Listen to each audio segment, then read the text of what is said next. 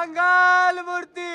आणि मावशीला मध्ये असं वाटलं की आता एवढ्या गाडीचा प्रवास केला आहे तर आपण पण एक गाडी घ्यावी म्हणून आम्ही आता गाईज. तर आज मला कोण न्यावायला नाही आला, मी स्वतः त्याला न्यावायला आलोय. कारण आज आम्ही चाललोय मावशीच्या ट्रिप मध्ये. आम्ही चाललोय आज जेजुरीला. त्यात मध्ये पण आमची तीर्थ होणार आहेत. तर तुम्ही पण आमच्या या ब्लॉग मध्ये कंटिन्यू राहा. फिरायचा बोलला म्हणजे गौरव सोबत असला पाहिजे, नाही तर देव काय आपल्याला नेणार नाही कुठे फिरायला.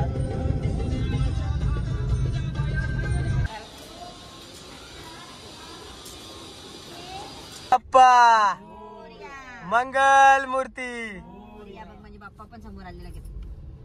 अशा प्रवासानंतर आम्ही आता पहिला गणपती करायचा असतो प्रवासातला, तो महडचा गणपती करत आहोत.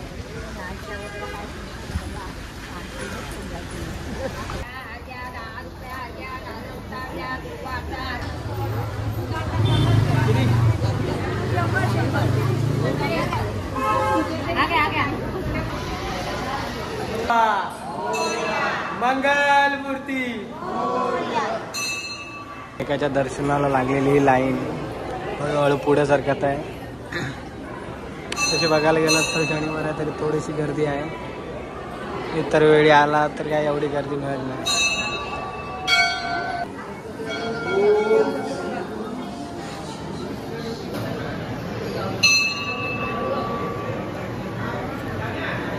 ज्या कुंडात वरदविनायकाची मूर्ती सापडली ते हे भव्य असं कुंड. सध्या पावसाळ्यात पाणी भरलेलं आहे तुडुंब. याच कुंडामध्ये तळ्यामध्ये वरदविनायकाची मूर्ती सापडली होती.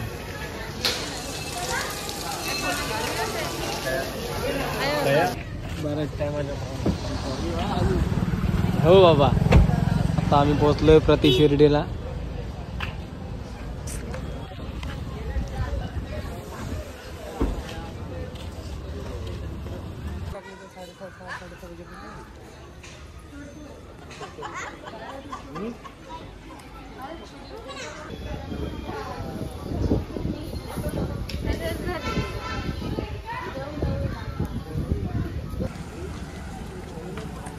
अचानक मध्येच आमचा मामा ओढला. तिथं स्वामीनारायण मंदिर जवळ आहे. तर चला बघूया. बघतोय तर बघा किती एवढा मोठा हवा डव्य मोठा बांधलेला स्वामीनारायण मंदिर. गौरव शेठ ऐकत नाही कारण बघितलंय नाही त्याही. तर मी चालले आता स्वामीनारायण मंदिर मध्ये. केवढा मोठा परिसर आहे सुसज्ज. एक्सप्रेसवर असणारा हा हिडन असणारा असा स्वामी मंदिर बघू शकता तुम्ही. केवढा मोठा परिसर आहे. किती लोक आलीत.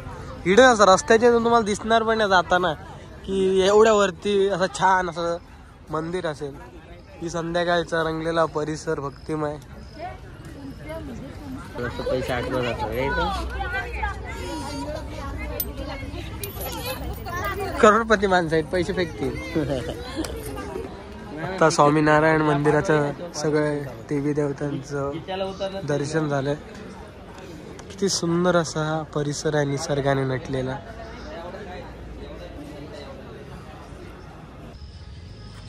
तिरुपती बालाजीचं दर्शन घेण्यासाठी आलो पण मोबाईल वापरायची परमिशन नसल्यामुळे काहीसा मोबाईल नेता नाही आला.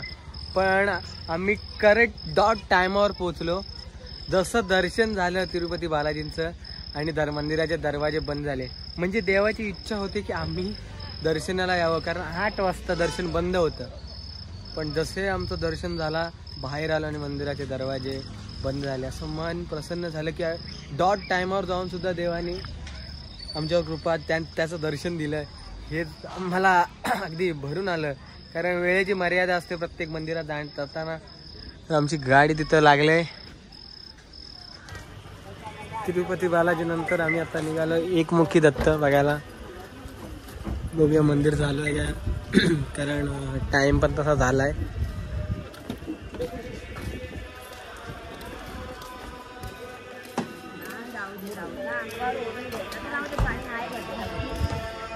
बघा किती भक्तिमय प्रसन्न वातावरण. हवेत काय गारवा आहे आणि आरती चालू आहे.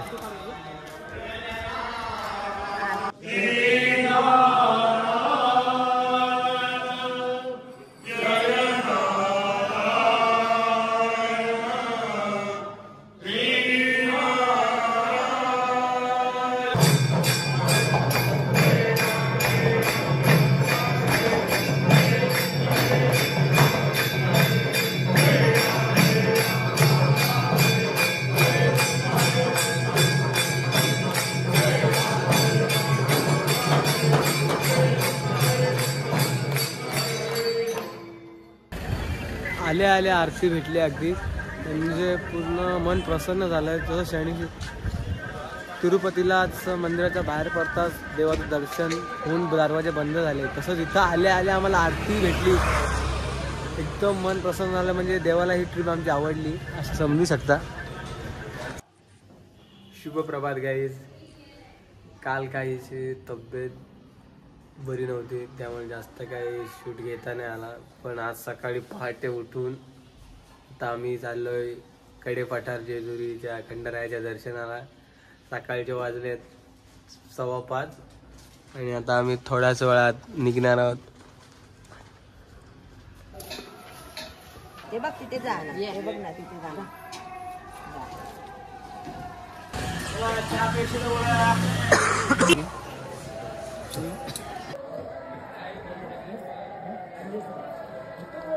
हेलकोट हेलकोट सदानंदाचा.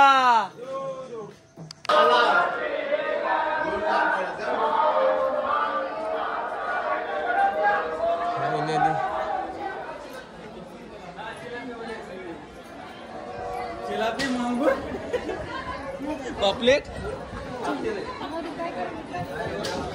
आम्ही आता खंडरायाच्या गडावर पोहोचलेलो आहोत.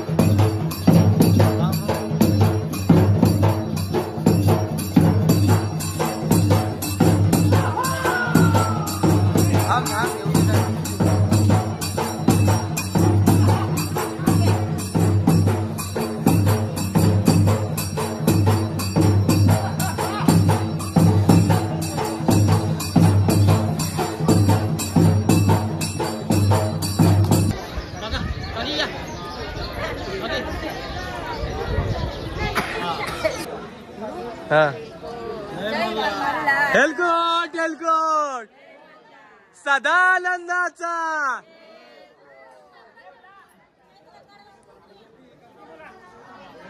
जेजुरीला येऊन छान वाटतं, मस्त प्रसन्न होतं मन, खूप शांत वाटतं.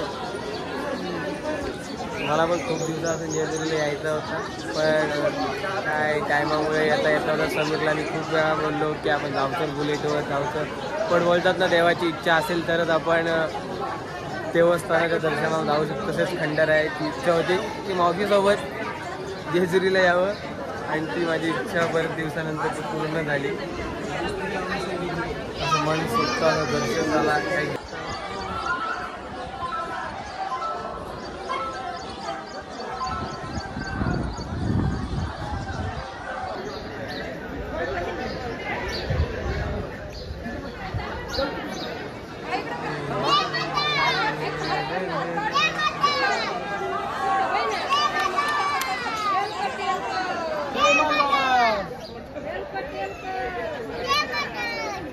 गर्दी नव्हती तर मी डबल आलो पाया पडून. मनच भरत नव्हता, पण काय परत आलो दर्शन घेऊन, काय आता गर्दी नव्हती.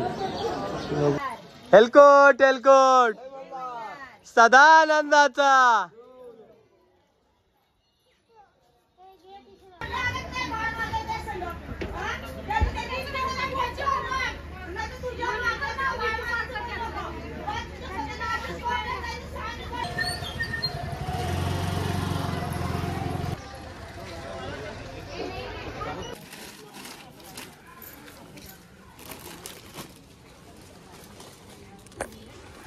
आता आमचं जेजुरी दर्शन झालंय.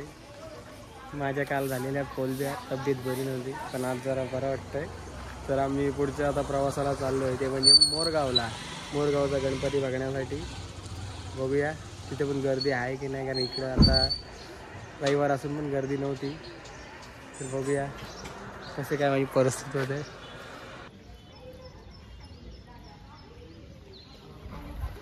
गाडी पार्किंगला ठेवून आता आम्ही चाललोय मंदिराच्या दिशेने.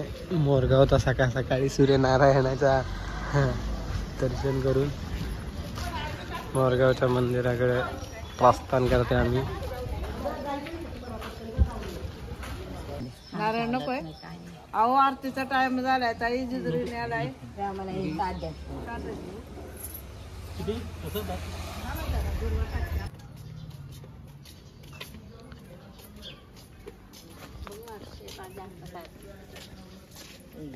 सर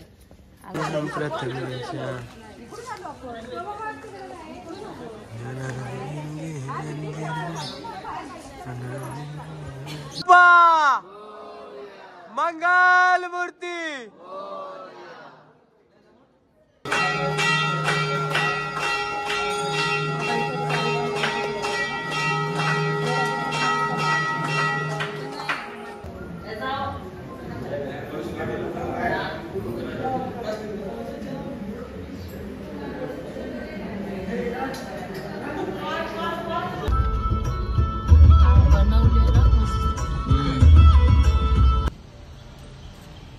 पंढरपूरच्या टायमाला आम्हाला दिवे घाटात यायला जमलं नाही, पण आता आम्ही आलोय. अचानक गाडी दिवे घाटात उतरली आणि आम्ही आता चाललोय विठुरायाचं दर्शन करायला.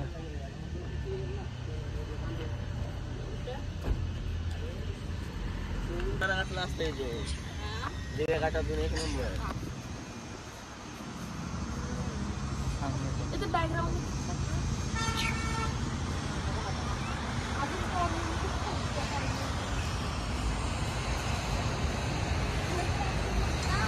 एवढं तर. आणि मावशीला मध्ये तर वाटला की आता एवढ्या गाडीचा प्रवास केला आहे तर आपण पण एक गाडी घ्यावी, म्हणून आम्ही पण आता होंडाचे शोरूमला आलोय. मावशीला आवडली गाडी तर बोलतो गाडी बघूया चला. मावशी बोलते आता गाडी फिरण्यापेक्षा आपणच गाडी घेऊन टाकूया. ठीक आहे मावशी आत गेली आता गाडी घ्यायला.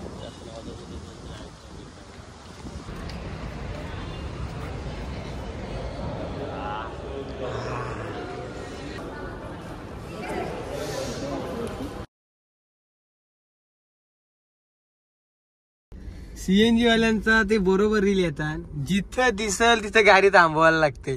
जवळ प्रवास कालपासून चालू झालाय. मिनिमम 10 वेळेला गाडी थांबली आणि 11 वेळी खोपोलीन गाडी थांबणार आहे. म्हणजे सीएनजी गाडी असल्यावर गाडी थांबवायला लागते, हे मला आज अनुभव आलाय. रोज प्रवासात असलं किती वेळा गाडी थांबवायला लागते? तसं नाही, 200 किलोमीटर झाल्यावर थांबवायला लागतं, पण आता जिथं असेल तिथं भरायचे. आता माझी पण काय सीएनजीची आहे.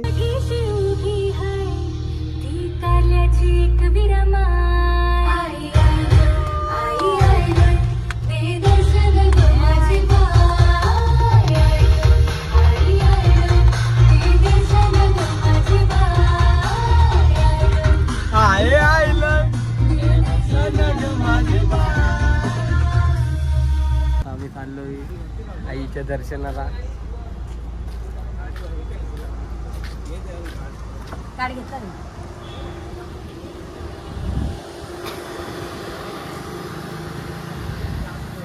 जवळजवळ 1 महिन्यात माझी 3री फेरी असेल एकविऱ्याला.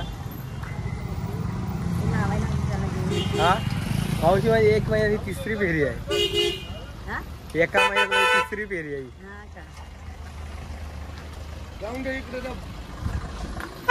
वरती तर आलोय पण गाडी पार्किंग साठी बघू शकता तुम्ही किती फुल जाम आहे. गाडी पार्किंग साठी आमचा आता अथक प्रयत्न चालू आहेत. बऱ्याच मिनिटानंतर आम्हाला इथं पार्किंग भेटलंय.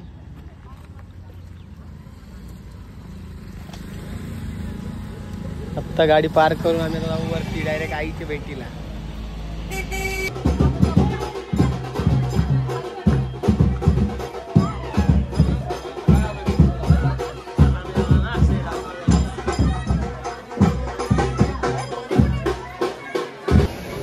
फायनली आता आम्ही गडावर पोहोचलोय. व्हीआयपी पास बद्दल व्हीआयपी पास बद्दल कसं वाटतंय? मी पण पहिल्यांदाच व्हीआयपी पासने आलेलो आहे.